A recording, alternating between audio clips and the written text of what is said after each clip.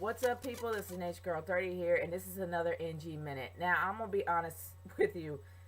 I necessarily found absolutely nothing interesting about TNA except for one thing. I am interested in the breakdown of the Aces and Eights, and for one reason. The Aces and Eights have become so stale as of late because I think that they were pretty much a victim of too many people. They couldn't really pull off what the Wu-Tang Clan's been pulling off for a while, you know? And now they're down to like, what, 4 or 5 members? And now they end up bringing a chick in the mix, which is pretty much the worst thing you could ever do. Look at all the other pop groups that are out there, hence the Black Eyed Peas. The first time they came out, they put Fergie in the mix. It was all on Fergie. Now it is all on Brooke Tessmacher. And she's pretty much got the credit for what she did for literally helping Bully Ray, even though the Aces and Eights have the Aces and Eights as a whole has done practically everything they could to keep the club going, and he pretty much gives all his credit to Brooke Tessmacher. But I guess if you're a dude and you have a hot chick in your group, yeah, you're gonna pretty much give her all the credit you want to give her. So I'm more interested in the breakdown of the Aces and Eights than the entire show. The matches themselves were pretty good. The storylines were just flat out stale, and I was bored. So let's move on to Smackdown. Okay, guys. There is one thing that I pretty much noticed throughout the night that was I don't know whether or not you consider it to be a plot hole, but I want to hear y'all's opinion on this. So leave a comment in the comment section below about what I'm about to say. Now, throughout the night, Triple H tried to mend fences because of what Vicky Guerrero did. And Vicky Guerrero pretty much gave out an 11-man, well, pretty much a 11-on-3 gauntlet match with the Shield being in the ring at all times, with the 10 guys, well, 11, I don't know. Either or, the guys that pretty much were involved in the whole Raw Uprising at the end of the show were going to be punished by Vicky Guerrero, not Triple H, but Vicky Guerrero. So she decided to have this match. Now, Triple H pretty much throughout the night tried to mend fences with the guys that were pretty much penalized for what Vicky Guerrero did.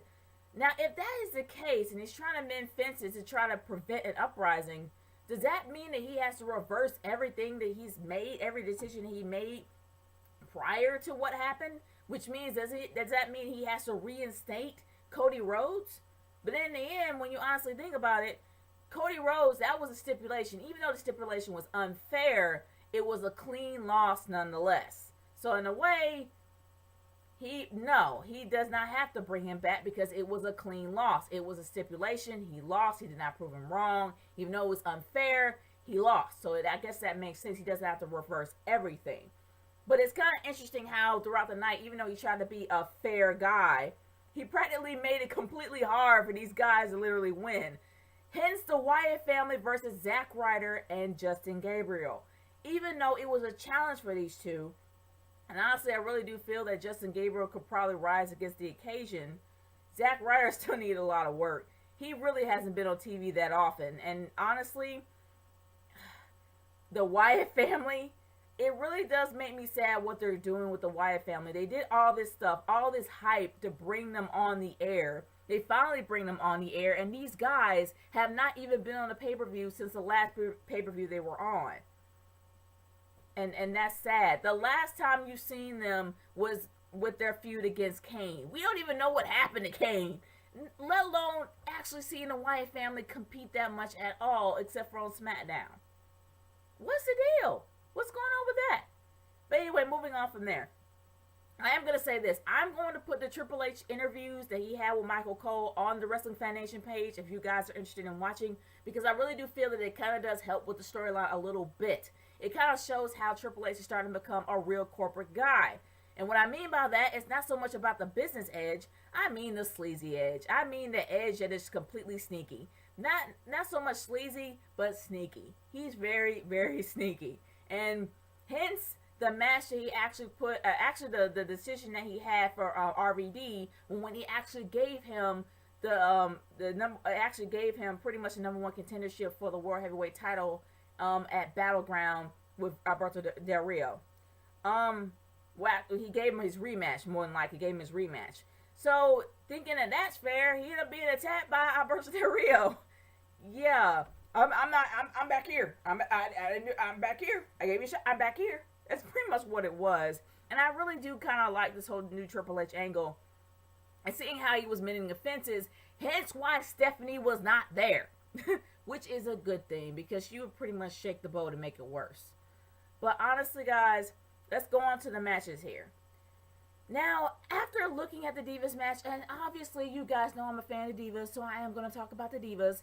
I have noticed that AJ Lee only has one finishing move, and that is her submission hold, the Black Widow. Now, the Divas themselves do not use a lot of submission holds and technical wrestling themselves. I mean, they use the basic moves, but they don't use any submission holds, and that is pretty much what AJ Lee's I guess that's what her best is at submission holds, which makes her a really good opponent for Natalya. Hence, she is the only female graduate of the dungeon. Hence, she is a heart, which makes her pretty much really good, really good in knowing submission moves. Hence, Bret the Hitman Hart, probably one of the best technical wrestlers up there.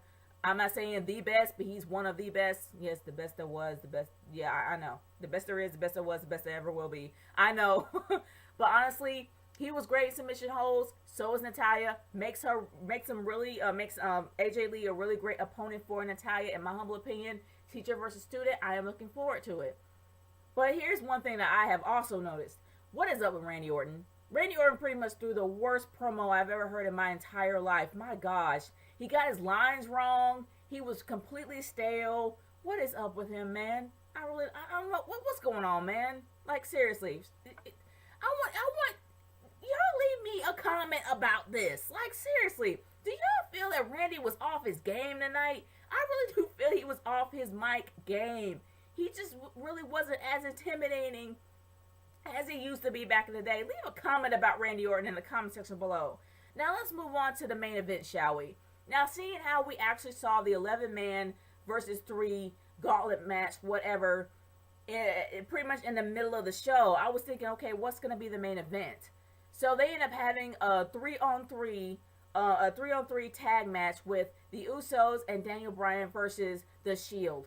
This was probably the best closer on SmackDown that I have seen in a while. This was a really great match. I enjoyed it highly, man. And honestly, this storyline has really brought out the heart in Daniel Bryan, and seeing the people that really do back him up. The Shield is starting to become less intimidating as time goes on, because honestly, what made them intimidating was the fact that they attack you for no reason, but then they end up having a reason as time went on. They were tired of seeing the veterans take over. They were tired of seeing the veterans on the air so much. They had a purpose, but now they're just corporate.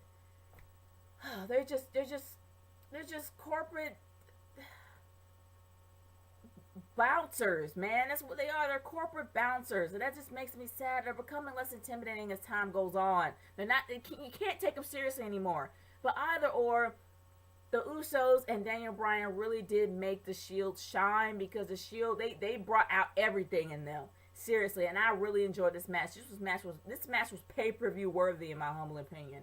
But honestly, guys, my overall thoughts of the show is I loved it. I loved how they brought in from what's going on Raw to SmackDown. I love Triple H's new angle. I love some of the matches, and I also love the ending. But honestly, guys, I want to hear what your opinion is. Leave a comment in the comment section below about the overall show, and let me know what you would do if you were GM of SmackDown. This is Nation Girl 30 signing off. Peace out. Later.